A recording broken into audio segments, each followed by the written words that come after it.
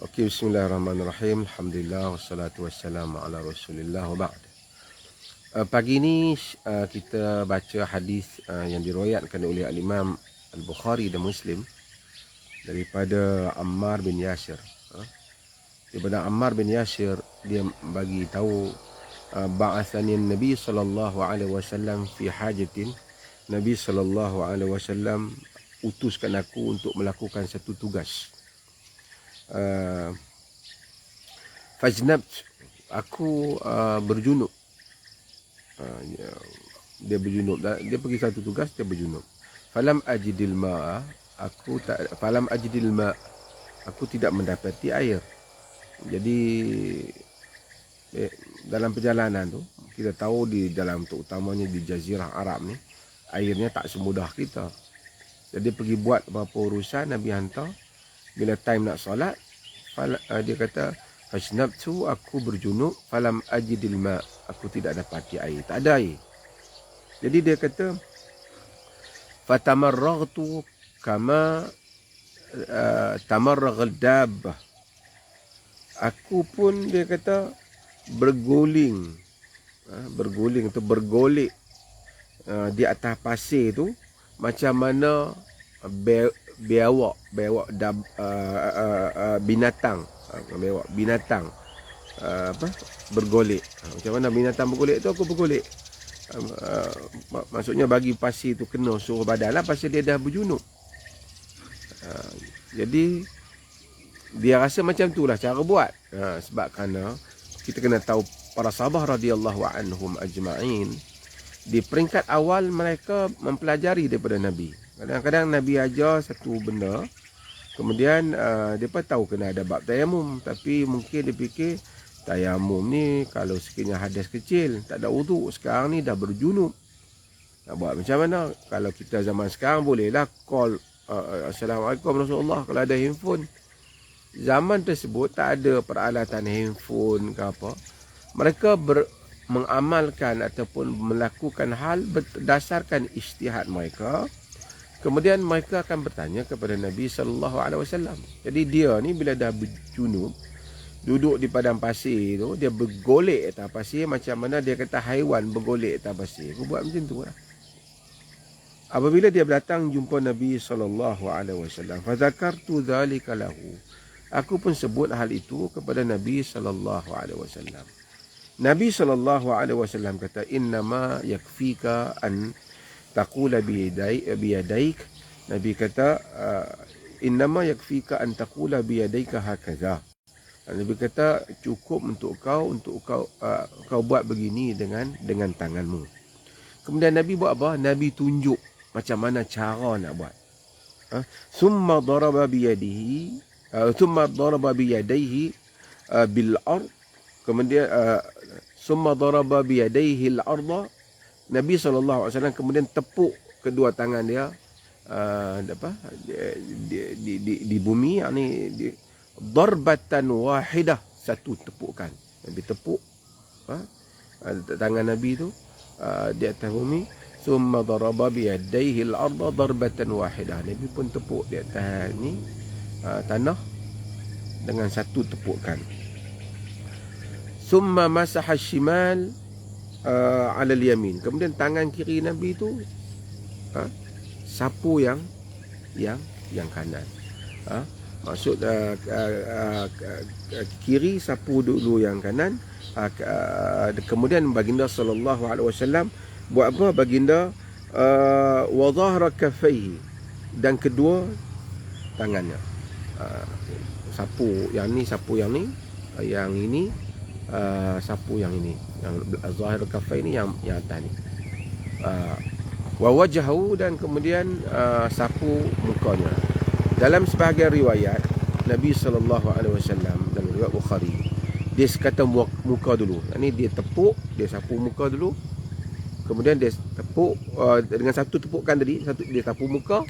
Kemudian dia sapu kiri ini sapu kanan dan sapu belakang, dan begitu. Mula kanan dululah, kanan dalam bersuci kanan dulu. Jadi yang kiri sapu kanan, kemudian barulah kanan sapu kiri. Itu yang diriwayatkan di dalam riwayat ini. Cuma riwayat ni dia kata satu kali tepuk ya. Nanti kita ada hadis yang lain yang menyebutkan darbatan, 2 kali tepuk. Walaupun itu yang menyebut sehingga sapu sampai ke siku dia dhaif riwayat tu. Tapi walau bagaimanapun Nabi ajar bila orang itu berjunub, dia tidak perlu untuk bergolek di atas tanah. Walaupun ikut-ikutnya berwuduk ya kita muka semua ni, tapi berjunub yang walaupun membabitkan biasanya yang menjadi kewajipan berjunub ni kalau mandi seluruh badan. Tapi di dalam tayamum hanya memadai. Macam juga kita tak nak wuduk. Nak bahasa mudahnya, iaitu kita hanya tepuk sapu muka, sapu tangan dan memadai. Itu untuk tayamum. Hadis ini adalah hadis yang diriwayatkan oleh Imam Al-Bukhari dan diriwayatkan oleh Imam Muslim dalam sahihnya. Saya sebutlah hadis ni pagi ni sebut kita faham. Ada beberapa hal yang dalam hadis ni saya nak sebut. Pertama Ammar bin Yasir. Ammar bin Yasir, hadis ni dia riwayat Sayyidina Umar. Kemudian pada zaman Sayyidina Umar dia terlupa tentang hadis ni. Sayyidina Umar antara yang berpandangan bahawasanya berjunub tak berbandai dengan tayamum biasa. Kerana mungkin sahabat ni, kerana apabila Nabi ajar satu benda, kadang-kadang ada sahabat ni dengar, sahabat ni tak dengar. Jadi menyebabkan kadang-kadang berlaku mazhab. Salah satu sebabnya kerana sahabat yang tak dengar sebagai hadis tu, dia pergi ke negara lain untuk berdakwah, menyampaikan Islam. Semasa dia pergi itu Nabi masih hidup lagi. Jadi sebahagian yang Nabi ajar dia mungkin terlepas yang kemudian itu.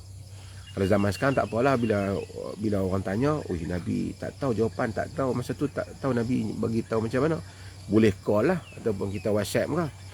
Zaman tu tak ada, jauh ribu batu, ratus-ratus kilometer, ratus ribu batu. So mereka hanya bergantung kepada ilmu yang mereka miliki sebelum mereka meninggalkan Nabi SAW. Maksudnya masa di Madinah, kalau mereka tanya, Nabi tak bagi tahu macam tu, kemungkinan Nabi dah bagi tahu kemudian. Kerana wahyu masih turun, hadis masih keluar daripada Nabi SAW. Okey, tak apa. Dalam hadis ni kita tengok Nabi suruh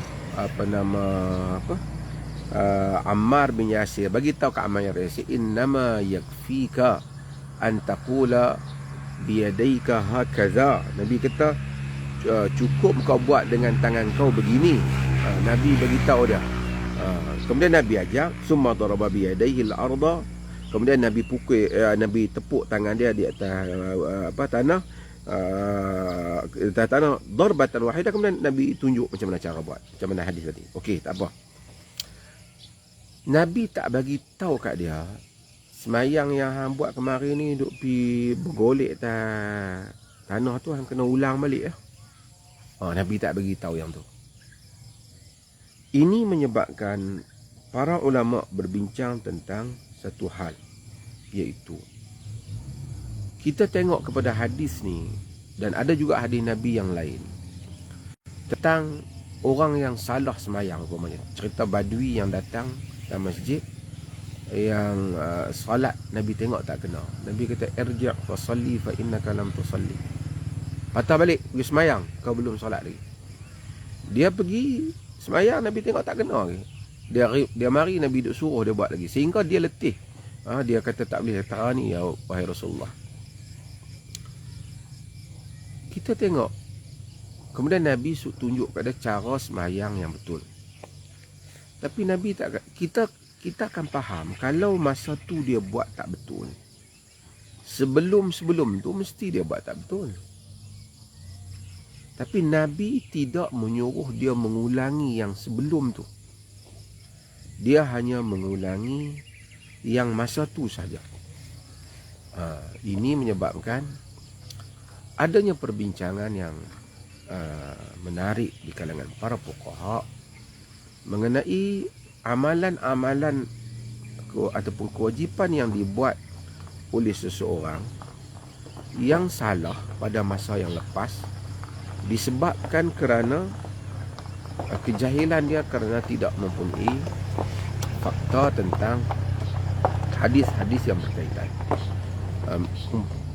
Nah, apabila kita ikuti hadis Ammar dan hadis Badui yang solat tadi, kita dapat simpulkan jika seseorang itu buat satu amalan yang salah kerana kejahilan pada waktu yang lepas,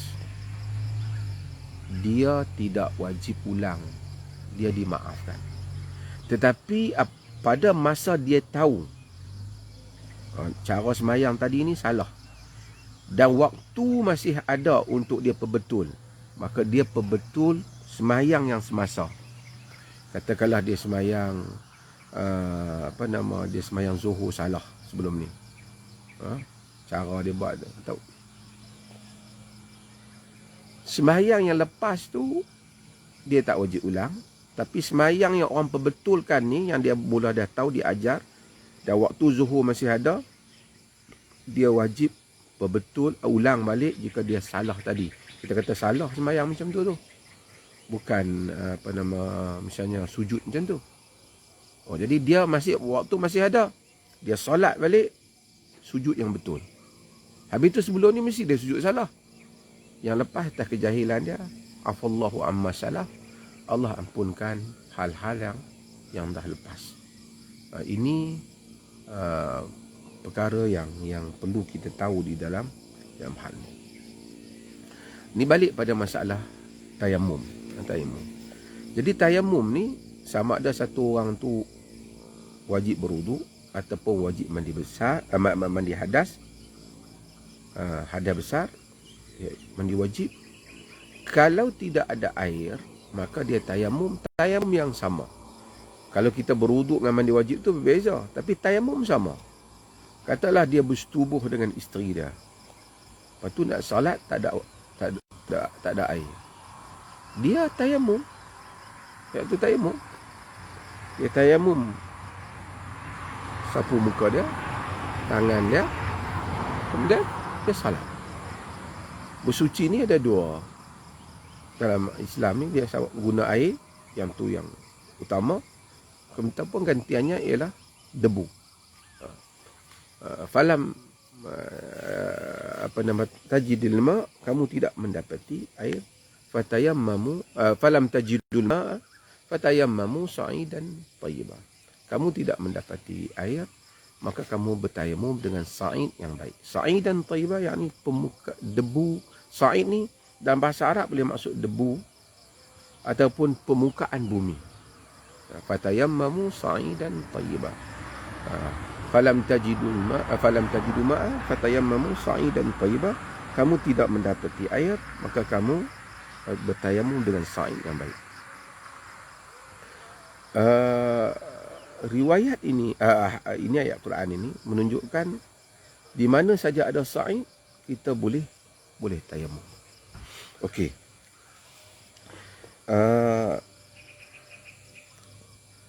Kalau tak ada air, di rumah kita tak ada air, tapi rumah jiran ada air, wajib tak kita pergi minta kat rumah jiran?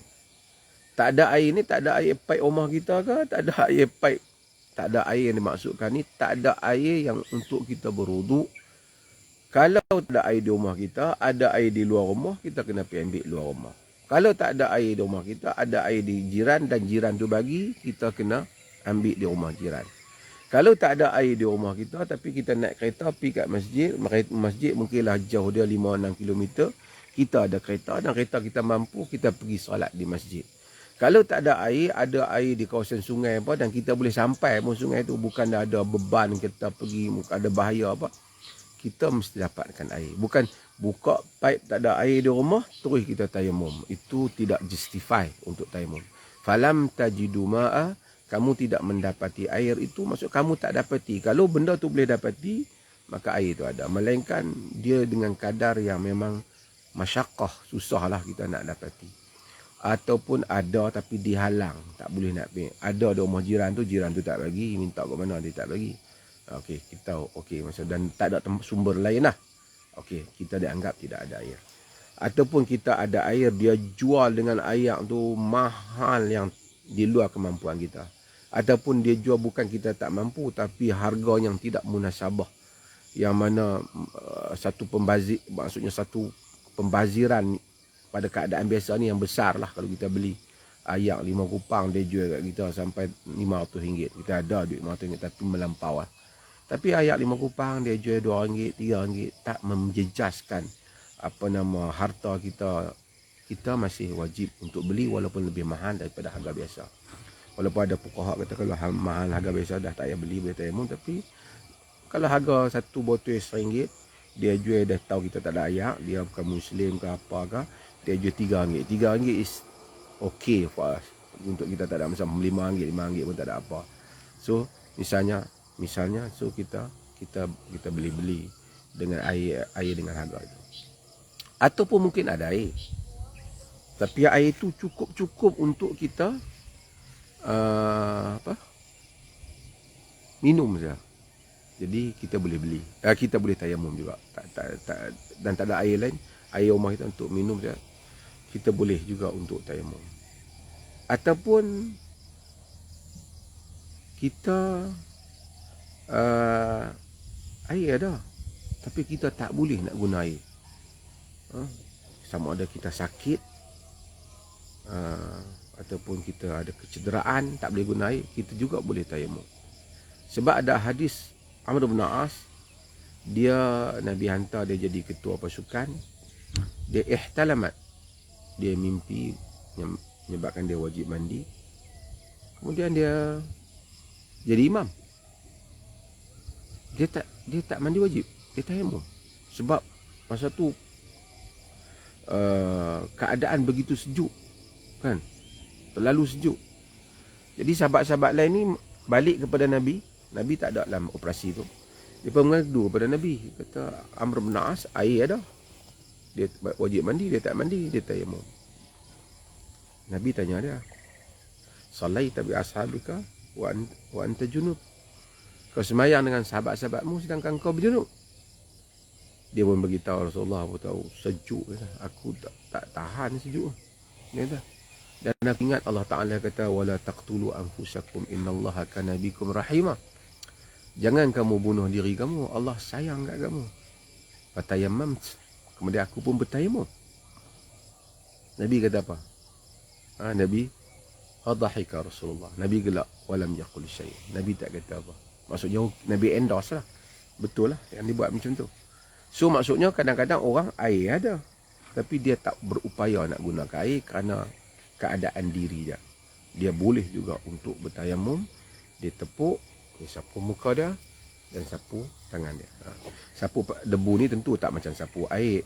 Kalau walaupun ulama bincang hal ni, takkan nak bagi debu tu kena pada setiap juzuk ni memang susah lah. Tapi apabila zahirnya debu itu telah merata, maka berarti telah sempurna lah tayamum kita. Tak adalah pula nak banyak tu je, muka dengan tangan je. Tak payahlah kita nak ambil debu, nak pergi bubuh mulut, nak kumuk dengan debu pula. Tu dah orang tak cerdik benar lah. Kerana tidak ada dalam dalil macam tu. Okey, apa yang membatalkan tayamum? Boleh lagi ke ni? Masa banyak. Okey lagi, boleh lagi. Okey. Apa yang membatalkan tayamum? Yang membatalkan tayamum selain daripada perkara yang membatalkan wuduk, membatalkan tayamum, ialah apabila kita dapati air, dah tayamum dah, tengok-tengok air dah, batal tayamum, kena pi ambil wuduk, ataupun kena pi mandi wajib. Duk tengah nak semayang, Allahu Akbar, tengok-tengok air ada, batal tayamum. Berhenti, pergi ambil air, ambil wuduk ataupun mandi wajib. Itu benda yang membatalkan tayamum. Okey. Kalau semayang-semayang, solat kita solat, lepas bagi salam apa semua, duk semayang zuhur, okey, kita semayang lah pukul 2. Ada mazhab kata kena tunggu sampai ke hujung waktu, tapi tidak ada dalil lah maldo. Maka siapa nak semayang, semayang. Sampai dah pukul 3, air ada.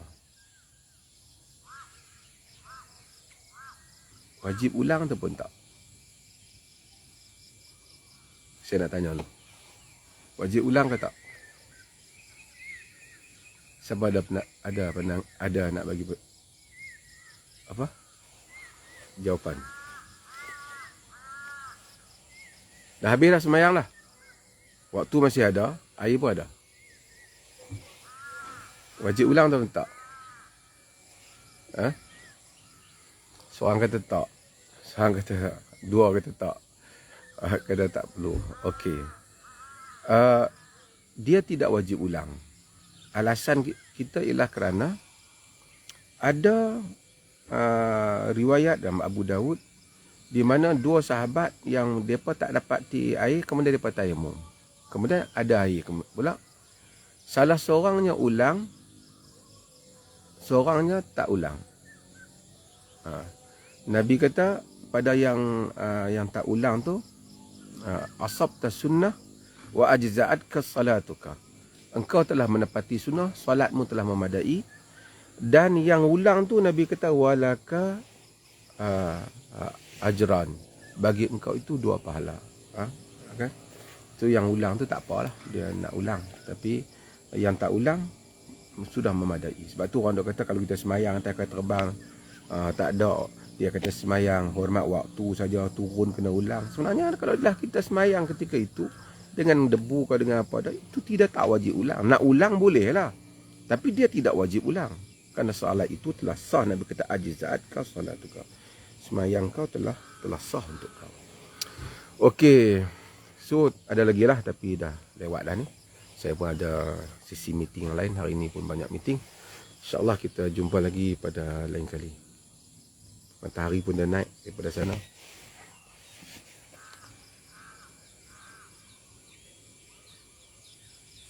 So, tak ada soalan. Terima kasih banyak. InsyaAllah sehingga kita jumpa lagi.